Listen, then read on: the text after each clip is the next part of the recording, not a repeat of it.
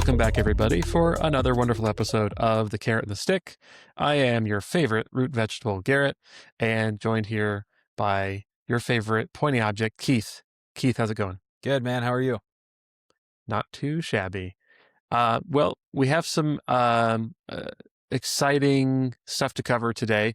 It's a little different because we actually have something to share that we want to go over that is going to be like a little bit kind of like show and tell, but it's going to be from a community member.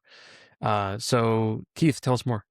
Yeah, I thought that, when I mentioned last week that we have a lot of new members joining Bittensor, a lot of times this happens when we have a price dip or something. We get a couple hundred or even a couple thousand or even tens of thousands of new wallets that are being created. And you can watch this happening on whichever platform tracks that. We track it on our own with the Tau or the Tau.com app. So that's how we have this information. But I also see new posts on X and that type of thing. So I saw one come across from a guy named Sunrunner at OX Sunrun, if you want to follow him or check him out on X directly.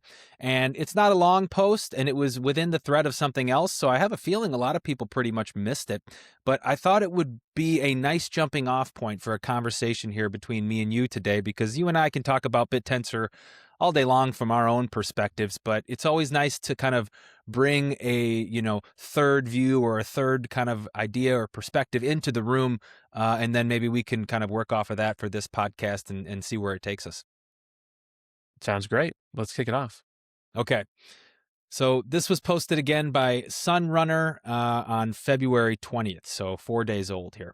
Fair warning, about to get into the weeds here, but you flatter me, so I'll give you an organized brain dump. Plus, I've been enjoying writing my ideas out lately. In my mind, Tau has two key innovations that set it apart. And once they click, you'll understand why the subnets over Tau framing is a false choice. Some subnets will absolutely outperform, but Tau is going to do fantastically well regardless of which ones win. First, UMA consensus. The fundamental problem with mining useful work is that useful work is subjective. How do you get decentralized consensus on which AI model gave the better answer? Which code actually works better? UMA cracks it by recognizing that while any single judgment is subjective, patterns of agreement among independent judges are objective and measurable. It also recognized that not all the work has to be on-chain for verification. In this context, all that matters is the answer and the output. Validators score outputs on a gradient, outliers get mathematically clipped, and the whole system is subject to economic selection pressure. Bad judges lose money.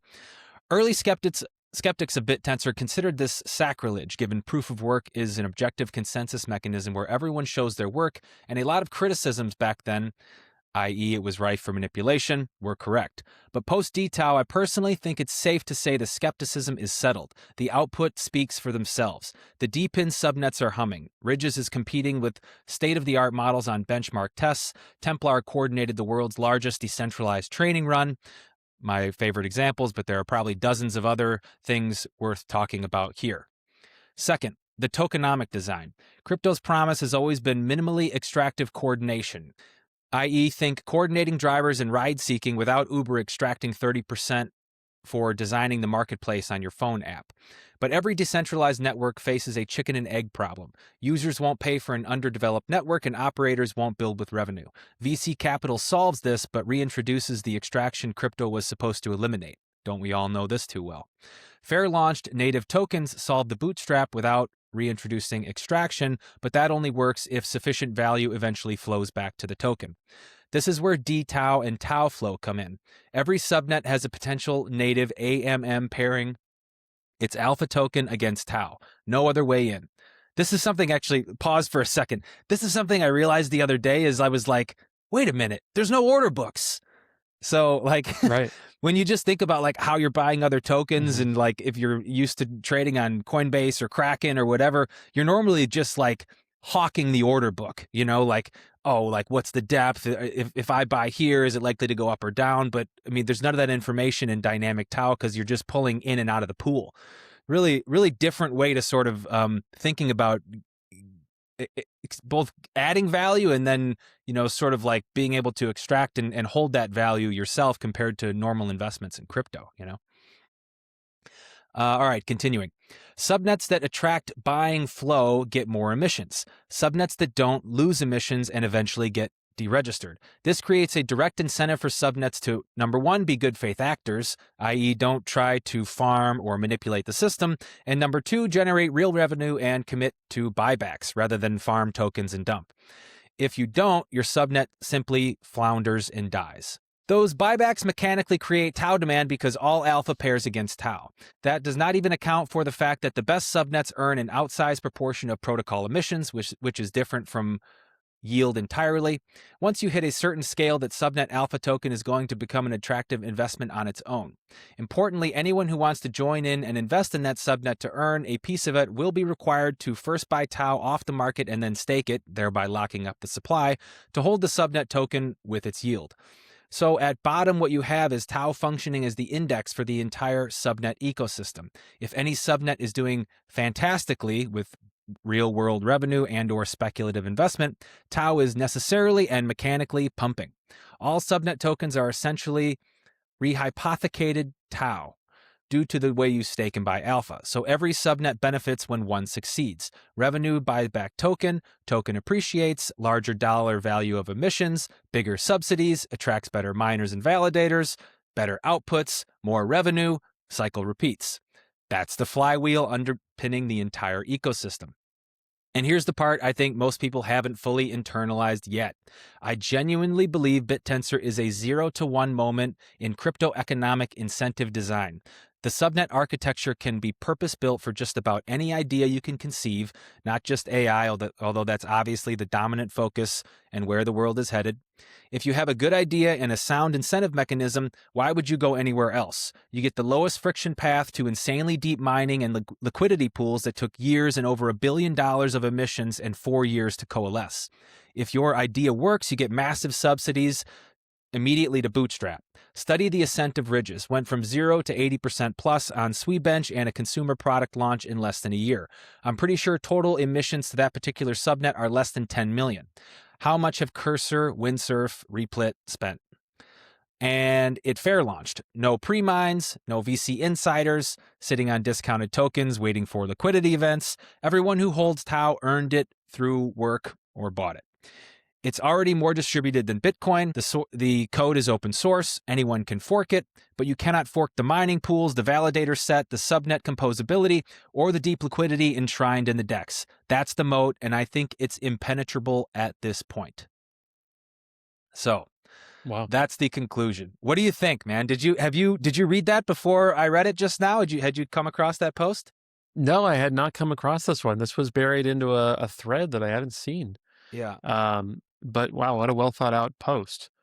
I think this really sums up the philosophy of Bittensor pretty well. One thing we've talked about before is that Bittensor isn't just an AI project; it really is the future of work, and that's exactly what this guy is suggesting here. Is that this is a architecture that could be used for anything, and that architecture is robust. And while it is true that it is impossible, or not necessarily impossible, but it is very difficult to guarantee ground truth in a very subjective field, which is like, is miner A better than miner B? With Yuma consensus and with the way that Bittensor is built, this creates a robust mechanism to get some form of concrete data that's trackable out of the subjectivity.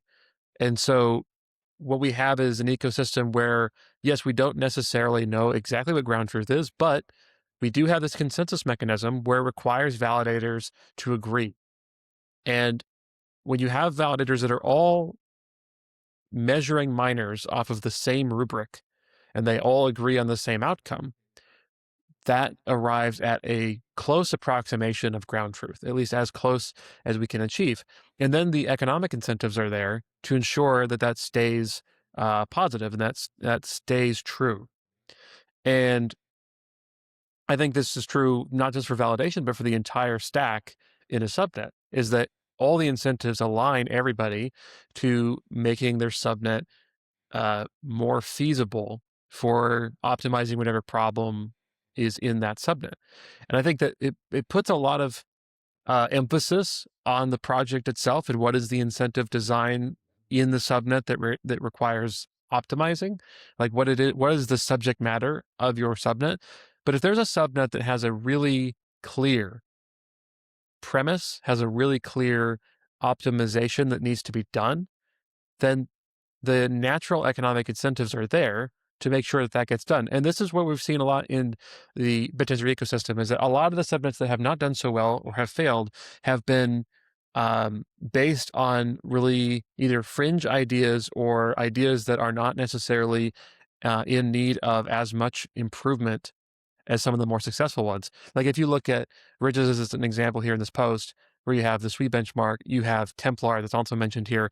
These are examples of big problems in the industry today, in the AI industry, that everyone is trying to solve, and they're spending hundreds of billions of dollars to do, and Bittensor's competing in this space.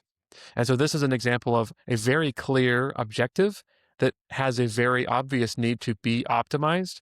Once you've identified that and you have articulated that through an incentive mechanism on your subnet, then all of this incentive-based infrastructure and the economic infrastructure is right here in Bittensor. And so I think that's one of the biggest points that this guy is making. I don't want to misname him here. It's Sunrunner.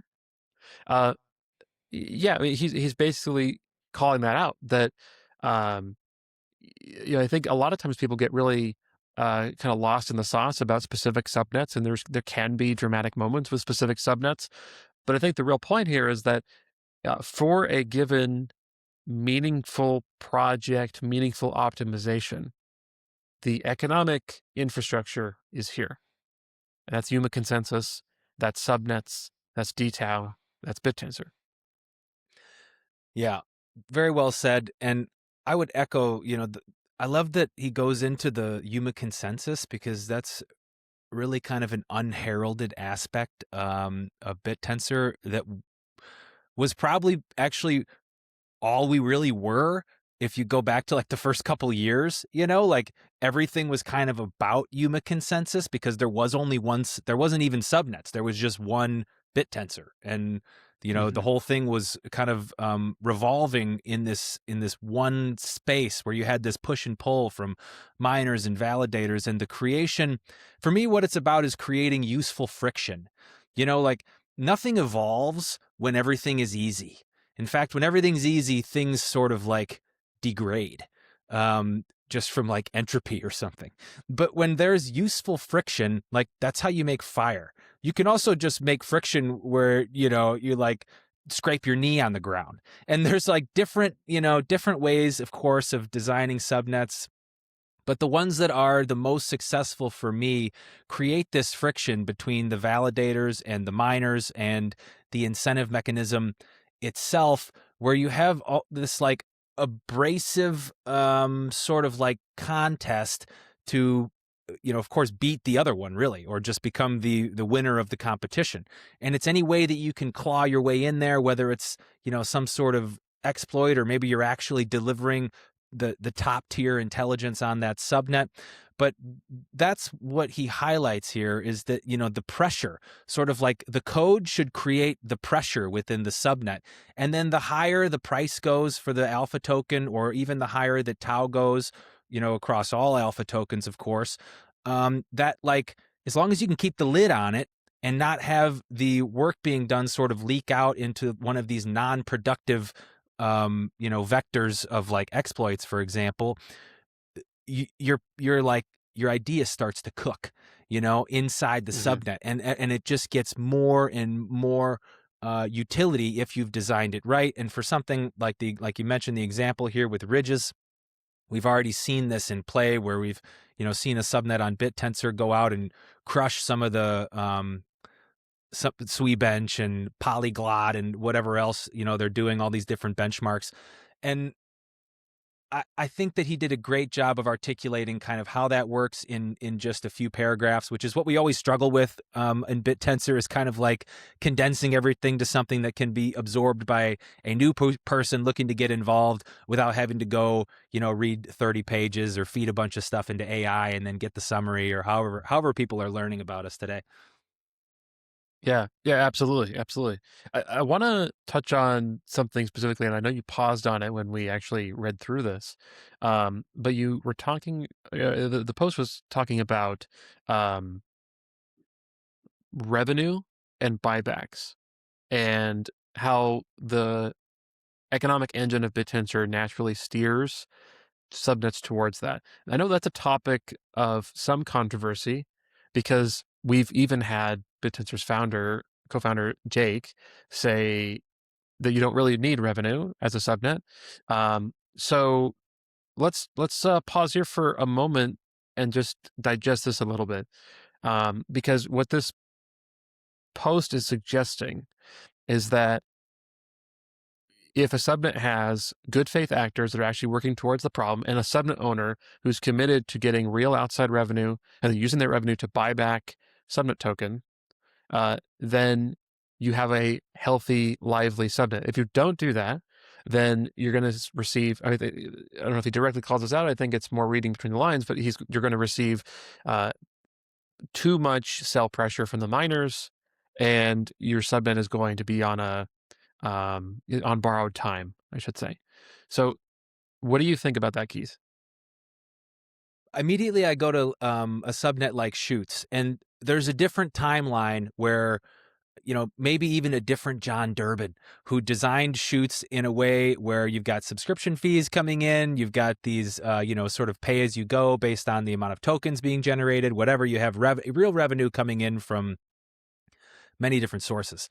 But what you could have done instead of that, in sort of using the US dollar or whatever denomination to kind of flow in into the subnet, you could have just made some sort of system where everybody had to hold a certain amount of shoots in order to reach a tier that would allow a certain amount of usability, right? And then you create demand for the token that way. You never have to then have anything bought and sold, because the demand of the intelligence commodity creates the demand for the token, and the design creates the buy pressure itself for the token without having to have anyone spend any actual money on the product itself. So it guarantees that sort of every user is an investor, whereas the current model, the majority of the users probably don't hold the token, I would guess, because most of them probably don't even know they're interacting with BitTensor.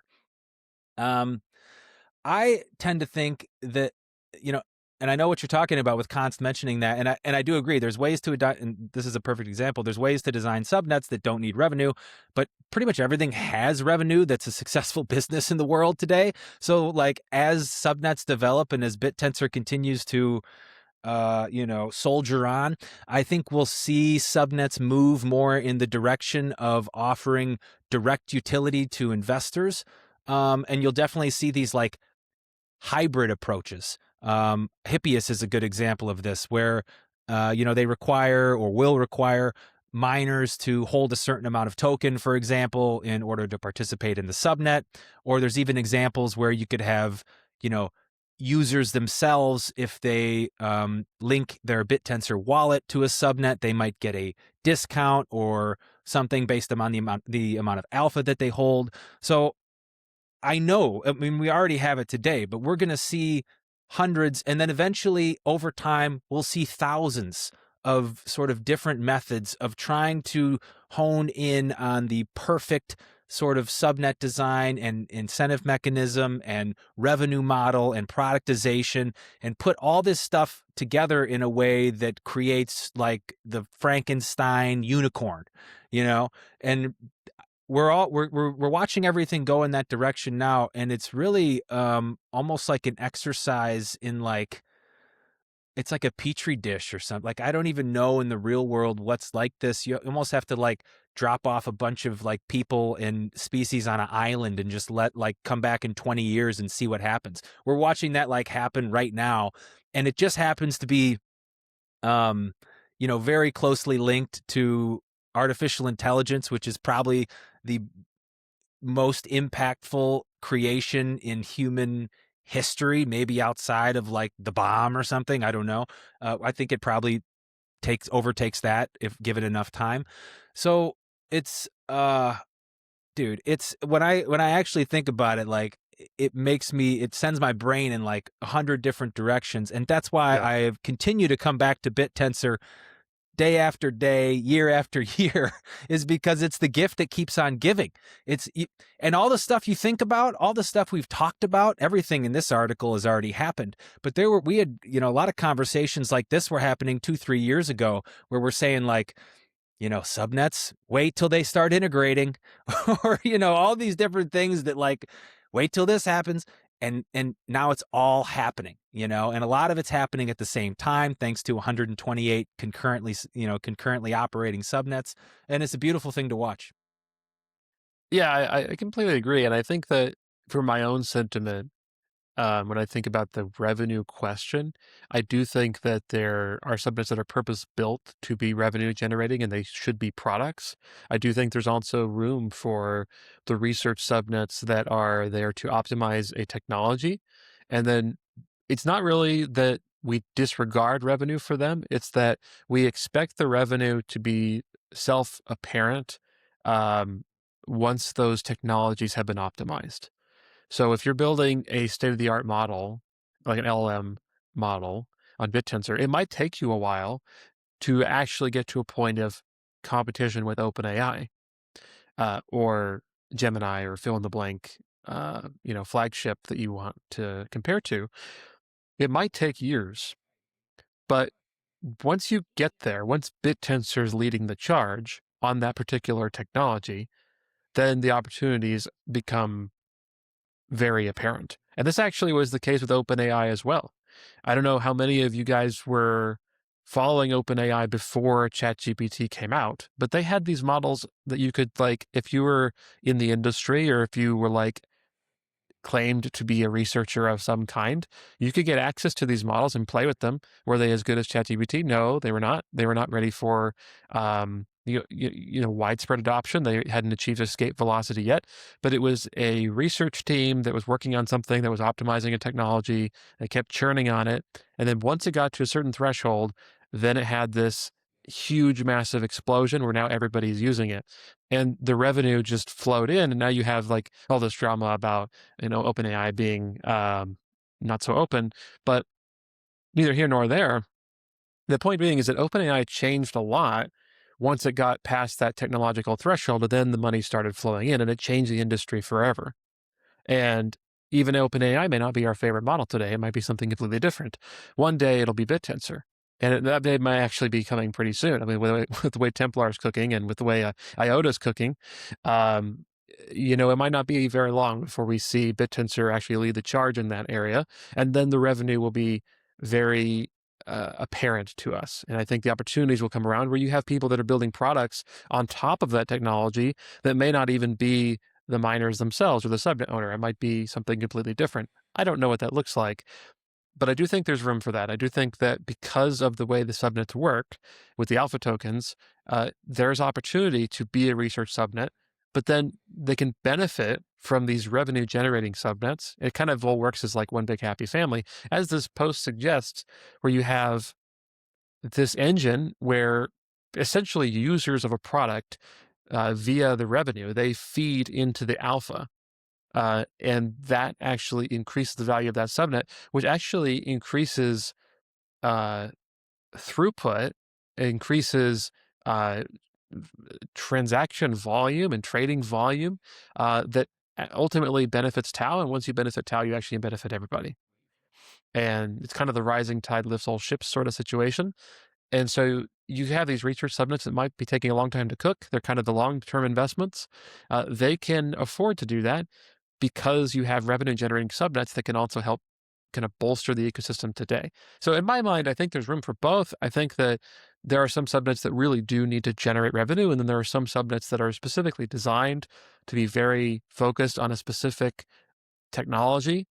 And that maybe I think the pressure on those subnets to generate revenue is a little bit less. But I think BitTensor offers a solution for both. And BitTensor's got the kind of immediate term play, and it's got the long term play. And so that's where it's like, okay, well, now all of a sudden BitTensor's like super interesting because you've got some stuff that's cooking that might not materialize for several years, at least not in the public eye. But then you got some stuff that's cooking that's right here, right now, where there's products being developed and built today that you can have access to. And so it's like, we talked about the chicken and egg platform, or the problem. Well, the chicken and the egg are both here.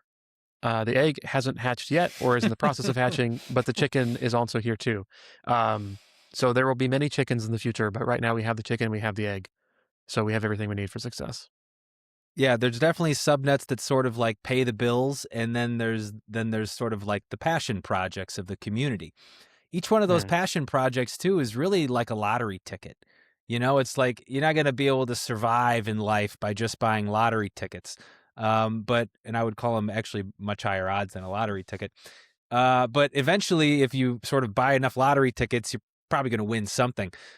We've already won many things within BitTensor. Subnets have been breaking all sorts of like records, and we could go through them all. There was a website that was like highlighting all this stuff for a long time. I don't even know if it's operating anymore. But the other point that I didn't see in this article, but that's relevant to this, especially for those subnets that take a little bit longer route to maturity, is that the open source community in general is contributing to development in all of these areas, as well as the teams within BitTensor. So if we just take like the decentralized, whether it's the Templar or the IOTA by Macrocosmos, there's also dozens, if not hundreds, of different teams working on decentralized training, many of them in an open source fashion outside of BitTensor. And anytime there's any sort of meaningful, stepwise improvement in what these different teams are trying to do, or if someone's, got something experimental, they're coming at it from a different angle, BitTensor is becoming the place where you take those ideas and you actually put them to work, because we have the token that can pay the bills. It's like we have spent now, 4 years, 4.5, 5 years, whatever it is, building this, building the Tau token up to what it is. And it still retains a much higher value than, of course, any other decentralized, open, artificial intelligence sort of project out there that continues to attract better teams into BitTensor and continues to fund these long-term bets that I think we're all very confident will deliver at some point. And maybe not all of them, and maybe not unicorns, but like the breakthroughs will come. You just sort of can't stop it from happening, because you've set up all the incentives in a way where, like, if it's going to happen, it's going to happen here. Yeah, absolutely. I mean, obviously, um, we're facing, like, in the broad crypto market, things are a little bit down, but I think you mentioned a couple of weeks ago that it didn't feel like the community was really paying much attention to that. It was just chugging right along. And that's exactly the perception, like, inside the space is like people are laser focused on what they're building because they know exactly where that's going to end up.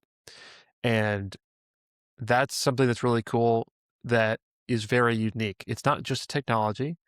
The reason why the economic infrastructure exists isn't just because someone was really good at writing code, although we do appreciate all those who have worked on the chain at this point.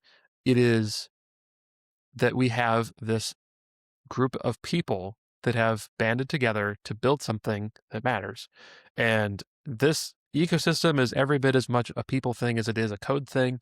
And that's why BitTensor is poised for success. And I think that there are already some big moves being made in BitTensor today that, like, are completely independent of the Tau price, or whatever the Tau price will be.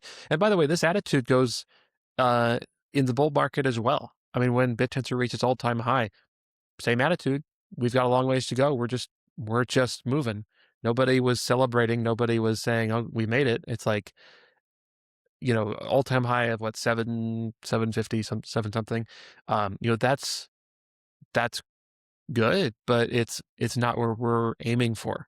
We're aiming for platform that is here to stay. That's going to be the actual standard place to innovate AI, to build startups, to do work. And that's something that is not going to be a top 40 token, a top 30 token. That's going to be a top 10 token, a top 5 token. Um, and we have this economic infrastructure right here. Like I said, the chicken is here, the egg is here, and we're just cooking. What do you think? I'm interested, since you're plugged into all the stuff behind the scenes. What do you think is keeping a more traditional, non-artificial intelligence? You almost have to become a technology company to operate on Bittensor. But what do you think's preventing some of these, kind of like incumbents, maybe established companies, or even new ventures that are in more traditional spaces from trying to design an incentive mechanism as the core component of their operations? Like, do you think that's viable at this point? Is the ecosystem ready to support those type of ventures, or do you think we're still a little bit too early and we should stick closer to our sort of DNA with artificial intelligence? I think the mechanics are there. I think the complexity is still high for non-technical individuals. So if you have a business that has nothing to do with technology, you could build an incentive mechanism to help you, but this is still a coder's world. This is still a very technical space, and everyone here speaks the same language, right? They speak tech, they speak code, they speak uh, every like technical jargon thing you could think of is like that's the kind of conversations that are had in the Bittensor ecosystem. And I think that like as a result of that, not only does that kind of um, give people some pause that are maybe not into that space, but also it lowers the exposure. And I think that's a big thing is that a lot of people that are building companies, startup companies, etc., they just don't know about Bittensor. But I was actually talking to a guy the other day, and he's involved in some startups that are local in my area, and he was asking what I do for work, and I was like talking to him about BitTensor, and he was like, "Wait, so Tao, TAO?" And I'm like, "Yeah." He's like, "Oh, I've heard of Tao," and so like the word's getting out, and like this guy is not a programmer or not super technical or anything, but he's involved in startups. And he's like, I have heard of Tau. And he's like, I did a little research on that, but he didn't know a whole lot about it. And when I explained to him, okay, here's what subnets are, here's how this works, and here's how everyone gets paid, and here's how work gets done. And he's like, I had no idea. He's like, that's incredible. And so some people might think they're like aware of BitTensor, aware of Tau, but they really don't know what it is. And I think exposure is a big deal. So I think exposure is a big deal. I think building subnets needs to be streamlined a little bit more. I think it'll always take work. I don't think that you can just cough up a perfect incentive mechanism. It's going to take work, but I think that that process can get better. And then, yeah, from there, it's really just momentum. Um, I think there are people that are going to say, well, it's going to take me time and a little bit of cash to build a subnet. Is that worth it for me? I think that's a big question for any startup company. Is like whenever you make an investment, time or otherwise, is this worth it for me sort of question. And I think the hypothesis that we've been testing over and over again is that very question: is this worth it? And I think we're saying that it is worth it. When you look at Templar, it has the largest decentralized training run in history, and it had access to all of this infrastructure to do it. It had access to all this training expertise to do it. And like, what's the actual count of the employee count of Covenant AI, who's built the subnet? I don't know exactly, uh, but I don't think it's very many. I don't think it's OpenAI levels. I don't think I it's would guess 10 X. to 15 or something. Yeah, yeah, and even that, I don't know. I mean, I just don't know. Yeah. But point is that it's a small organization that has orchestrated this massive training run, and they're shooting for the moon. Like they train one model, and they're right to the next one, and I have no doubt that they will achieve state of the art class really soon. I mean, I don't know exactly when, but it almost doesn't even matter. It's inevitable, and the rate of improvement they have is insane. That's one subnet. And so, you ask if is it worth it to build a subnet? I'm like, well, yeah, but I think that's still um, a to be tested hypothesis for a lot of people. Yeah. I'm looking forward to the day when the recognition of our brand is so high that we become sort of the de facto option for investing in decentralized artificial intelligence. The way that I sort of see this happening is that we have like traditional companies that take maybe the incentive structure or bonus structure for employees in their organizations. And I'm talking about when we're at like thousands of subnets at this point. But like if I go back to like grocery was my previous career, and cashiers would be measured, um at least in the company that I was working for, with like the amount of items that they scanned per minute. So then there was like a goal, and it was always week to week, and there was a leaderboard and a whole thing, and you could see where that company, could, let's say, buy a subnet, create an incentive structure around that, where the reports coming in from the actual like employee performance each day was being uploaded to the subnet, and creating a system where the employees themselves were the miners of the subnet, and the company was just funding the subnet along with anybody else that was interested in funding it. And then those rewards in the form of alpha, which could then be converted to tau, were like so valuable that it was creating its own incentive structure for the company through the subnet. And even though it was private participation, it was public investment made available, something like that. I could see that also happening on the sales side for any because sales organizations, anyone that has sales teams are, always are trying to create competitions around that, right? Internally even. And a subnet is sort of a perfect place to do that. And you get the benefit of the Bittensor emissions on top of whatever your investment is as a company to sort of keep that thing registered. So I think there's we could go all day. Like we could probably do a week long pod series on different subnets and how this Bittensor could be utilized.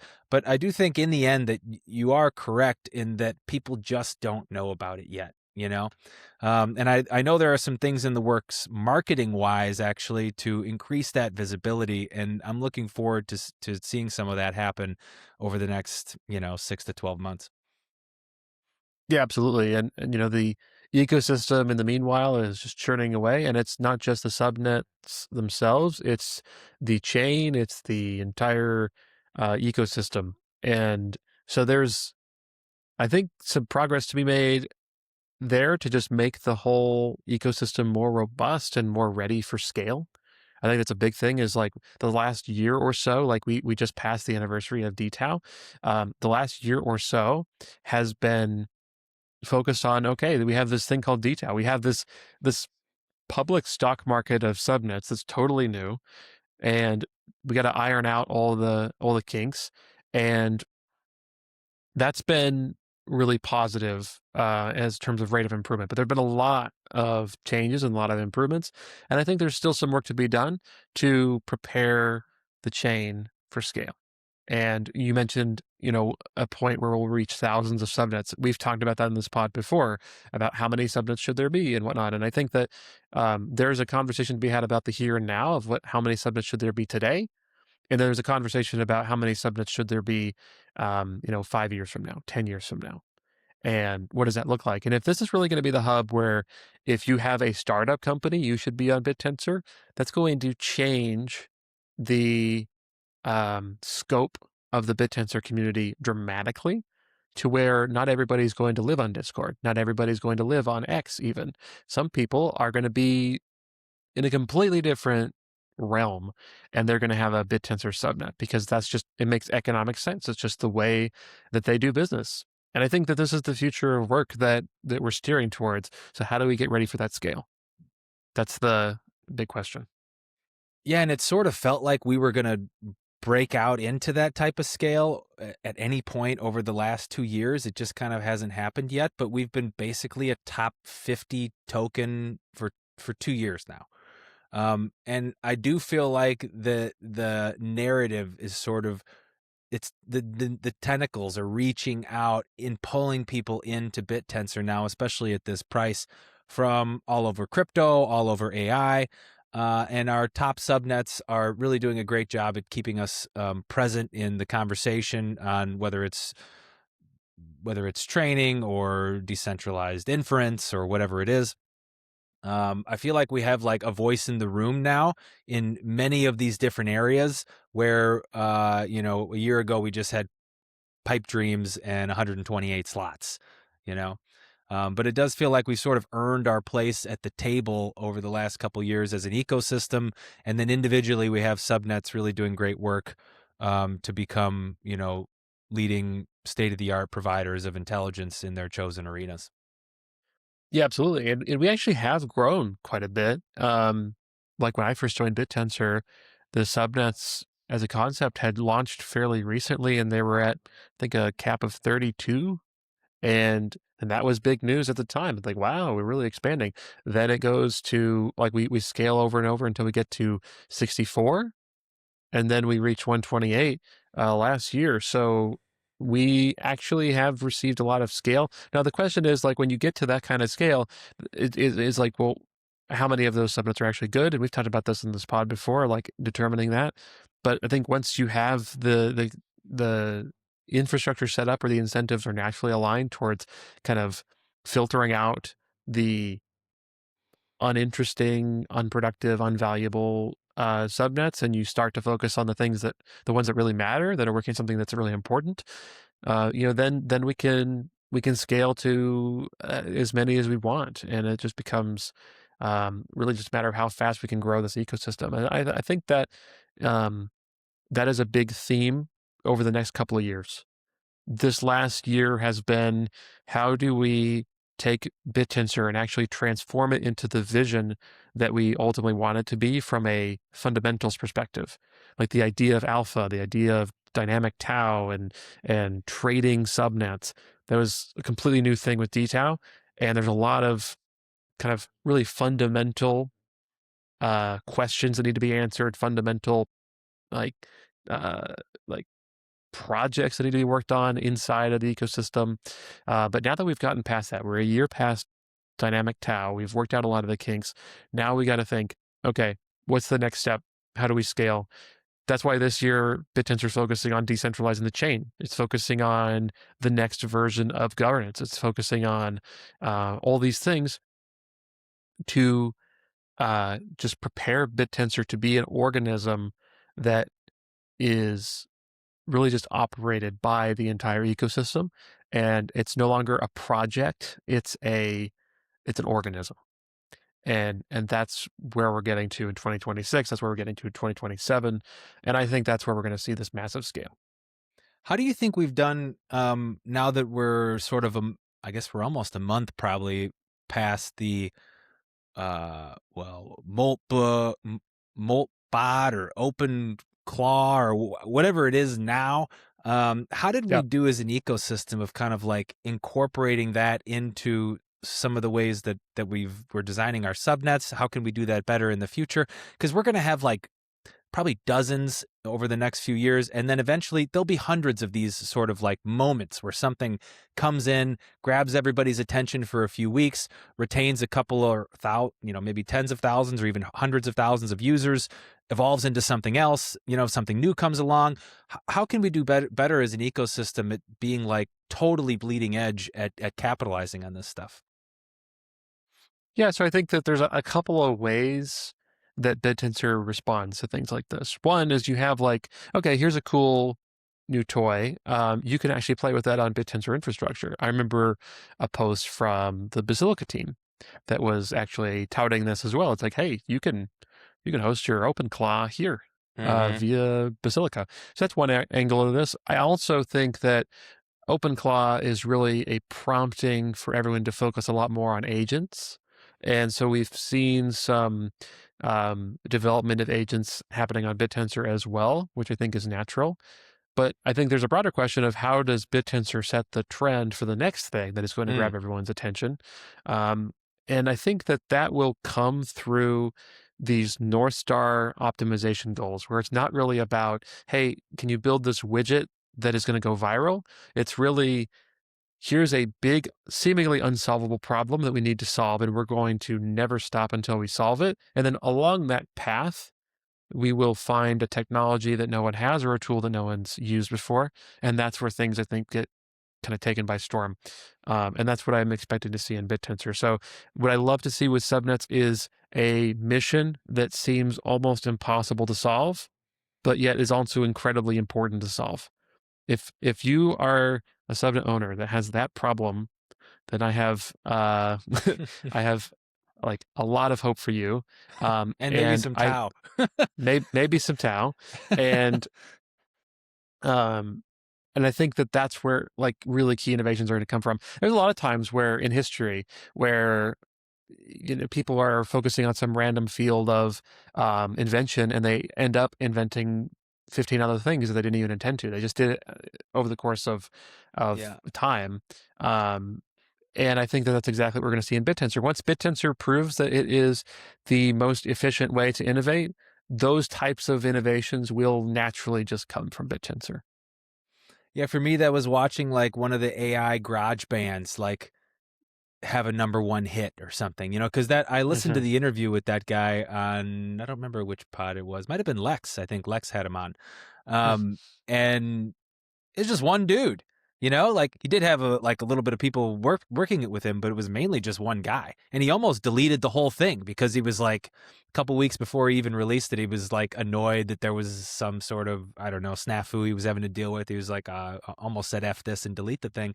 But like all he had to do was just march on a couple more weeks, and then there was this huge explosion, and like how many subnets are on the path of releasing sort of one of these like Tasmanian devils out into the wild here. It feels like we have many options of like where you want to play. Well, we do have 128 options to sort of place your bet, but it feels like we have many that are sort of knocking on the door of doing something similar to this. And for me, it was really validating to see like, yeah, that guy's one of us. That like Mm-hmm. thing came from the community that is open source artificial intelligence, and then basically changed the world. And now, the All In Pod talks about it for 20 minutes every episode and everything else. So like, Yeah.